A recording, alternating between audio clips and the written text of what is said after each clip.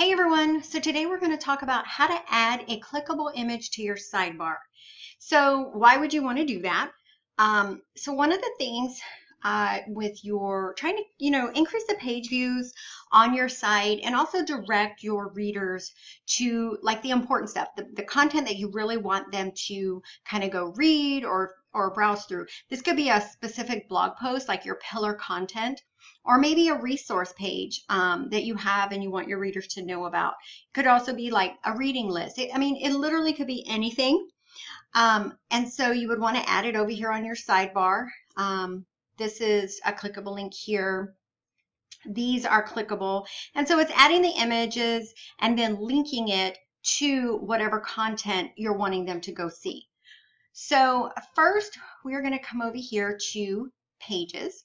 And so, of course, you need to create the image. We use Canva to create all of our images. So save the image to your desktop. Now, here's the thing. If this is an image that you're going to be adding to your sidebar, so I'm going to open this up here. You have two ways to go about this. So normally for just a regular link, or if it's like pillar content, you would want to use like the name that you saved the file for that image as like the target keyword that you want to associate with it, just like you would if you were going to add it to a blog post. Normally I say for all images that you manually upload to your sidebar that aren't part of a blog post, I would go with your blog's name. That way, when someone types in your blog's name, those images come up and they may be like, oh, I didn't know she had these things on her site. But for the purpose of this one, I'm going to use how to start a Christian blog ministry, because that's actually the SEO alt tag for the actual post that I want to direct traffic to. So you see here, I also have this one, resources for Christian bloggers. I have multiple images that I use in different areas. So we're just going to use this one right here. So what I'm going to do is come over here to pages, not your post, but your page template. Create, add new. I have one already created that I use to do all of my images. So I'm just going to open this one up here. And this is not a page that you're actually going to publish. You're just using this as sort of like a staging ground. So you can see I have that one there from before. All right, so now we're going to add the piece of media that you want to add to your sidebar.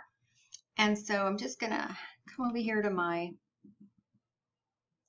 files, and if I can remember where, okay, here we go. So we are going to use, we'll just go with this yellow one right here.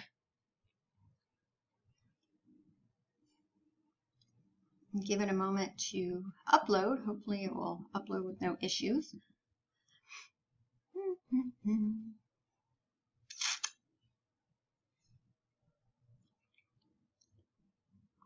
All right, this is taking too long, so what I'm going to do is come over here and just pick an image that I've already, let's just go with this one. All right, so this image is already part of my library, and so you want to fill out all your information here just so it's, a good image that has all the SEO on the back side of it. And then I'm going to click the disable pinning and then make it the size that I want it to be on my sidebar. So I'm going to show you how to adjust it to make it fit once you do add the code. But for now, we're just going to choose the one that we're already set to. So this post is 8 tips for writing click-worthy blog post titles. So let me go find that post. And so this is the post right here. And so I'm just going to grab the URL. I'm going to come back over here and I'm going to paste it into this box here. And I'm going to hit insert into page. So now this image is going to come up here. It's really big. And so now click on your little pencil and we want to put open in new window. So you've got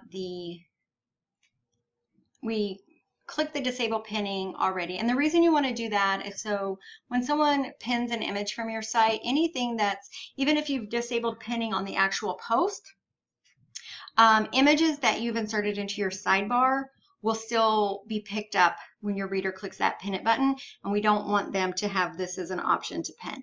So open a new window and the disable pinning. And so now we update this, and then we're going to come over here to the text tab, and we're going to copy all of this.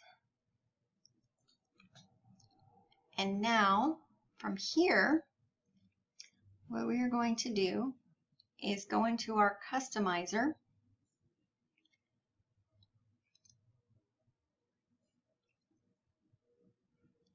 and we will go to widgets,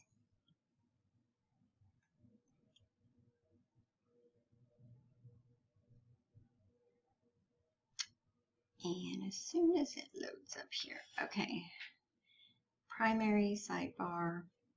And so I'm not actually going to save this, but I'm gonna kind of show you here. So it's going to pop up at the very end when we add it. So what you're going to do is click Add Widget, and then you're going to do the custom HTML. And so this pops up, and now you're going to paste all of that code into here. Now it should pop up right about here. Of course, once you get it in there, you can move it up, reorganize the placement. But the biggest thing is when you first add the image, you want to make sure that it fits properly into the sidebar. I'm sure you've maybe come across blogs where there's an image in the sidebar and it was like cut off, or it was way too small and didn't take up enough space. So we are going to give it just a minute here to finish processing. And of course, the day I decide to create this video, my internet connection is going really slow, but we'll get there.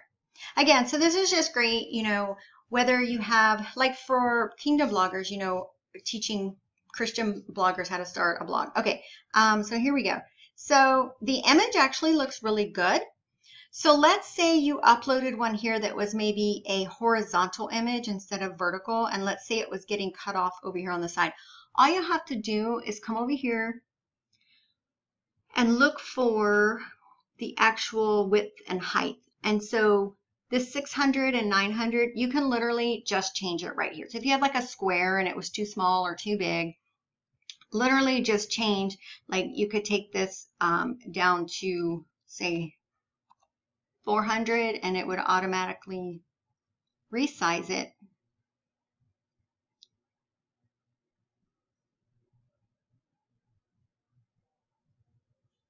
Of course, it's going to take a minute to do that, but see, of course, for this particular image, that's not going to work. So we'll put it back to 6. But just so you know, don't have to go back and keep recreating the image till you get it right. Just adjust the width and the height here until it fits properly in the sidebar.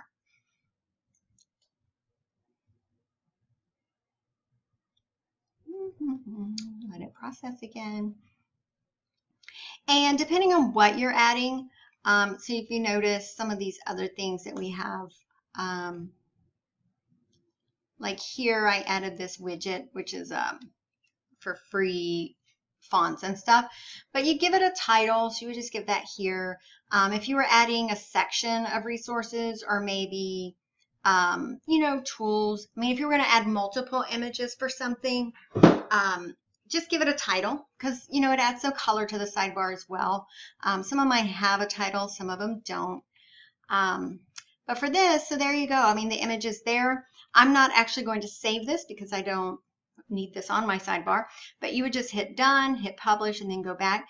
And then now this image, of course you can, if you hit done, then you can reorder it to put it, you know, higher up wherever like you wanted it. By default, it's going to go to the bottom, but just move it on up to get it where you want it displayed. Hit publish, hit the X, go back, and then now that image will be on your sidebar and your readers will be able to see it and click on it. So things that you would want to put there would be, if you were doing gift guides around the holidays, that's a seasonal thing. Some people will write their gift guides as an actual blog post that shows up in their feed, and that's totally fine. Others who maybe a gift guide wouldn't really look right in your normal feed. Like it would be just kind of, what is this? Like it doesn't make sense. So for me, Christian blogging is what I teach. A gift guide coming in your inbox, unless it was like blogger tools, that might be an okay gift guide. But let's say I was doing Mother's Day gifts, that would just be kind of not something that should be showing up in my feed.